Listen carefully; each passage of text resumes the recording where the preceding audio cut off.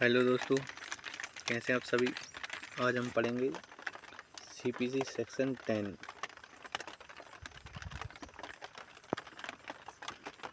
Section 10 में हम देखेंगे stay of suit. Section 10 stay of suit के बारे में बताता है।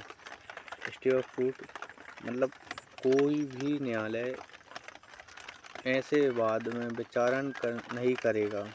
कोई भी न्यायालय ऐसे वाद में विचारण नहीं करेगा जो मामला पहले से उसी कोर्ट में या अदर कोर्ट में चल रहा हो।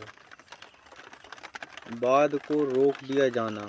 स्टे ऑफ सूट का अर्थ होता है वाद को रोक दिया जाना। इसको हम आसान भाषा में समझेंगे। नंबर 1, कोई न्यायालय ऐसे किसी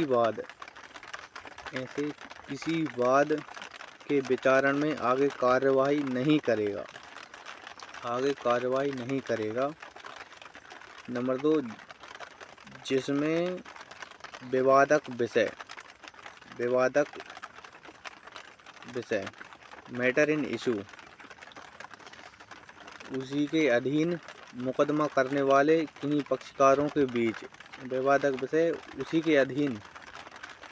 उसी के अधीन मुकदमा करने वाले किन्हीं पक्षकारों के बीच। नंबर 3, या ऐसे पक्षकारों के बीच जिनसे व्युत्पन्न अधिकार मतलब उत्तराधिकारी के अधीन या तो वे या उनमें से कोई दावा करते हैं। नंबर 5, जहां वाद किन किन कोर्टों में बात चल रहा हो, उसी न्यायालय में, भारत के किसी अन्य न्यायालय में या भारत के परे वह कोर्ट जो सेंट्रल गवर्नमेंट से चालू है, सेंट्रल गवर्नमेंट द्वारा चालू है, उस न्यायालय में बात चल रहा हो, या तो वाद उसी न्यायालय में चल रहा हो, या भारत के किसी भी अन्य न्यायालय में चल रहा हो, या भारत के बाहर ऐसा कोर्ट हो जहां सेंट्रल गवर्नमेंट द्वारा चालू हो, उस न्यायालय में बात चल रहा हो। उसमें कोर्ट किसी पूर्वतन संस्थित वाद मतलब जो पहले किसी कोर्ट में बात चल रहा हो, पूर्वतन मतलब पहले, बाद में भी प्रत्यक्षता और सारता विवादक है। जो दावा किया गया रिलीफ मीन्स अनुतोष देने की अधिकारिता रखता है।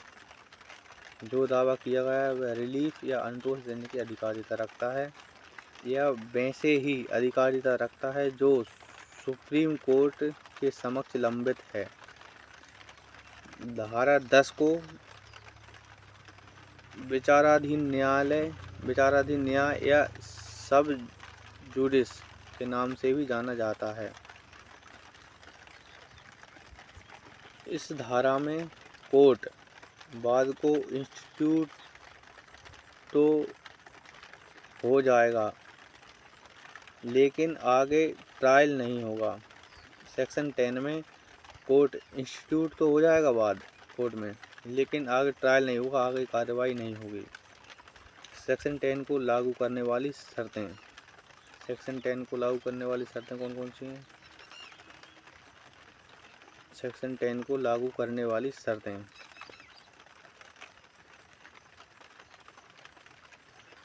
नंबर 1,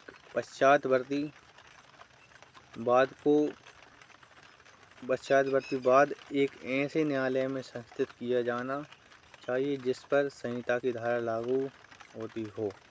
मतलब पहले एक वाद तो हो गया, अब दूसरा वाद ऐसे न्यायालय में होना चाहिए जिसमें संहिता की धारा लागू, सीपीसी सेक्शन 10 इस संहिता की धारा लागू हो, सीपीसी धारा 10 लागू हो, उस न्यायालय में वाद को दायर किया जाना चाहिए। मैटर इन इशू प्रत्यक्षता और सारता डायरेक्टली एंड सब्सटेंटली वही होने चाहिए जो पूर्ववर्ती वाद में थे। मैटर इन इशू वही होना चाहिए जो विवादक विषय जो पहले वाद दायर किया था उस वाद में थे, वही मैटर और होना चाहिए। नंबर 3, दोनों वाद उन्हीं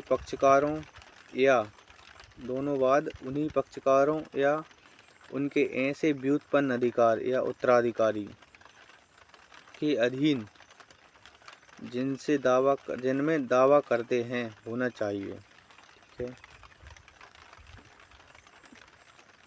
पूर्ववर्ती वाद लंबित होना चाहिए, पहले किसी कोर्ट में वाद लंबित होना चाहिए।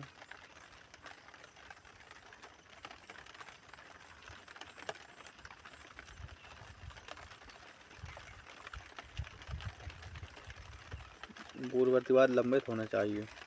भारत के न्यायालय में या उसी न्यायालय में या भारत के न्यायालय में या उसी न्यायालय में या भारत के परे केंद्र सरकार के अधिकार क्षेत्र वाले न्यायालय में वाद होना चाहिए, सुप्रीम कोर्ट में होना चाहिए।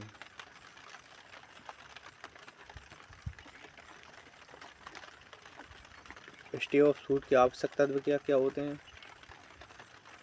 पक्षकारों की समानता, जो पुराने वाद में पक्षकार थे, पहले चल रहा था उस वाद में पक्षकार थे, वही पक्षकार इस वाद में भी होना चाहिए। पक्षकारों का समान हक, मैटर इन इशू वही होना चाहिए जो पहले था। विवाद वस्तु का समान होना, कैसे हम समझते हैं कि यदि ए बी की ज़मीन पर कब्जा करता है, ए कोर्ट में वाद दायर करता है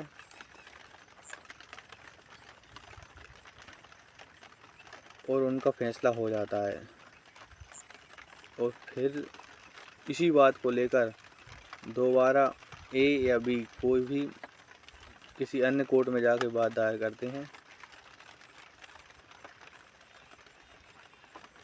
तो इसे कहेंगे विवाद वस्तु का समान होना।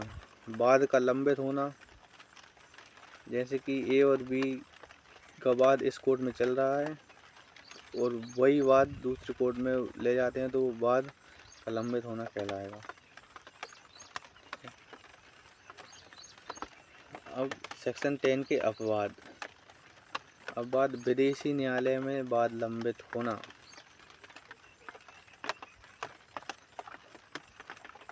समरी वाद और अंतरिम आदेश। ठीक है दोस्तों, ये था हमारा सेक्शन 10। तो आगे हम अगली क्लास में देखेंगे सेक्शन 11। इसके लिए